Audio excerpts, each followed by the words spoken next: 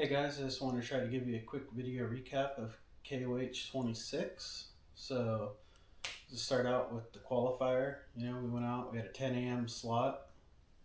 We went out, pre-ran it once or twice. Uh, really confident about it. Went out, uh, hit the number 2 spot at the 10 o'clock hour, so we were stoked about that. Ended up staying on the leaderboard for most of the day till about power hour, and then we just started getting knocked down by all the faster guys.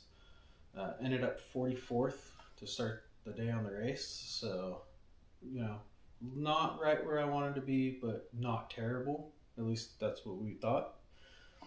Um, you know, tech contingency, the crew worked hard to make sure the car looked good, everything was good to pass. We got everything good to go. Past tech, pre-running all of lap one from just past backdoor because qualifying was going on, so we couldn't get all the way from the short course all the way back around to through the cross grain, even down aftershock. Lap two, we pre-ran about 70% of the rock trails. We had a ton of notes, feeling really confident, had multiple line choices. All in all, between prep and pre-running, we were feeling really confident.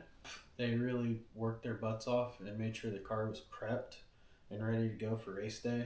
Not only did prep go smoothly, we found some issues, we were able to get them fixed. But even in the pits, main pit, I had Brett, Johnny, Logan, Justin, and Art. Might have been a few others. Sorry if I missed your names. They absolutely kicked ass. Got me filled up, checked the car over.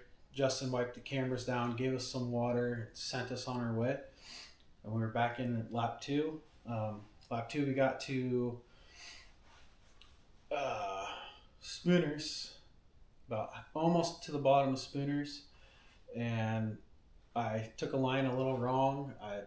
Car didn't do exactly what I thought it was going to. We ended up flopping it on the passenger side. That's where the live stream cut out, and that's where the in-car with audio cut in. I just hit the record button on the GoPro, and we kept going. Everything from there went smoothly. We lost some spots. Got back into pit two. By that time, pit two, Brett, Anthony, Benny, Garrett, Morgan, the other Brett, Johnny, Logan, Justin, and Art were all there. So they gave the whole car a look over. They fixed a few things, made sure we were good to go, gave us more water, some snacks, some nicotine, and we went back out. We bounced, probably had a 5 to 10 minute pit stop, but it was definitely well worth it to make sure the car was going to keep going. I'm just outside of pit two, right after the King's Veto bypass. I'm not sure exactly what the trail's called. I've been told maybe like Fishing Hole or something like that. It goes up to Fissure Mountain. We stopped because there's a car having trouble. Once that car took off, I couldn't take off anymore. I was stuck in the loose rock and on the rocks. Tried backing up a few times and hitting it, and I lost all my momentum, couldn't get up it. Thankfully, another competitor stopped, let us hook up the winch, and we were able to get ourselves up out of that situation. I ended up just bombing all the way up to the top of the hill because there was cars behind us, and then I had, unfortunately for Bailey, he had to walk to the top of the hill, but I think all in all, he understood what needed to happen there. Got back in the car, we had no more issues, made a few passes going into Sledgehammer. Sledgehammer went pretty smoothly. All of us just kind of slowly went through. There was about a group of 4 of us. We just kind of slowly went through. We all made it.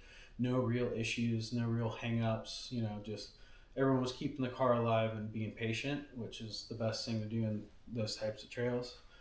Came around, got in the jackhammer, bottom of jack, not an issue at all. We ended up getting in the cluster of jackhammer though, with about 15 cars in front of us and probably another 30 behind us. We lost hours on jack. Probably took me 2 hours just to get to the right line. Trying to winch. The winch we were using the winch so much that we ended up getting it hot. And on the Warren Axions, they have an overheat protection. So the winch wasn't going to work anymore. Got a little impatient because of that.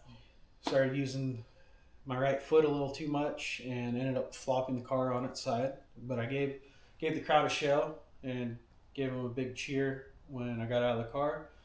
So although it did cost us more time and all, I think we spent 3 hours getting through Jack. Um, Come to find out, once we got to the top of Jack, the winch was overheated and the front locker was no longer locking, so we had an open front diff. Got to Jack Ridge and I couldn't make the next obstacle because the winch was still hot and the no front locker, and it's just not a place to like try to risk it, in my opinion, to try to get over the obstacle. It's sheer drops off on both sides. So we ended up it was about 4 o'clock. We pulled back down. I was going to try to take a look at stuff, realized we lost our tool bag at some point. So now I have no tools, a winch that's still hot, not working yet, and no front locker. At this point, I think it was like 4:10, 4:15. I basically told the team like, "Hey, we're done." Like there was a cutoff at pit 2 at 4:30. There's absolutely no way that we'd make it to pit 2 from 4:30. Still having to go down Bender Alley, Jack North, go up Chocolate Thunder, go all the way back around Big Johnson, drop down. You know that would have been at least an hour if we had good runs and no traffic and a car that was working properly. So we ended up, there's about 10, maybe 12 of us that decided to call it a day right there and time out. We sat up there till about 5:15. Race op said we could turn around and go back, so that's what we did. We turned around and we actually, all of us, one guy even only had two-wheel drive, all of us drove all the way back down Jack, no issues. Myself and one other dude, we waited at the bottom and made sure everyone got off of Jack that was in our group, and then we headed back to Hammertown. And just can't thank my wife and my daughter for all the support that they give me. The team, can't thank them enough. They kicked ass, and it felt really good this year. I felt just there was not a lot of stress on my part, and it was awesome. All my sponsors: Method Race Wheels, Rugged Radios, RCB Axles, Amsoil, Optima Batteries, Streamline Brakes. Thanks to them and their support, we're able to do this and have zero issues with the car at King of the Hammers, which is awesome. You also got to give a huge shout out to Warren for making sure that we have good equipment. There's dudes on Jack with Harbor Freight winches, and guess what caused the backup? Harbor Freight winches. So we had to deal with that. Nitto tires. A lot of people ask me why I run Nittos. These tires right here, they now have 2 King of the Hammers, multiple short course races, and a NorCal Stampede on them. They're all holding air, 0 gouges. The rear ones, they should probably get replaced. They're about quarter tread left.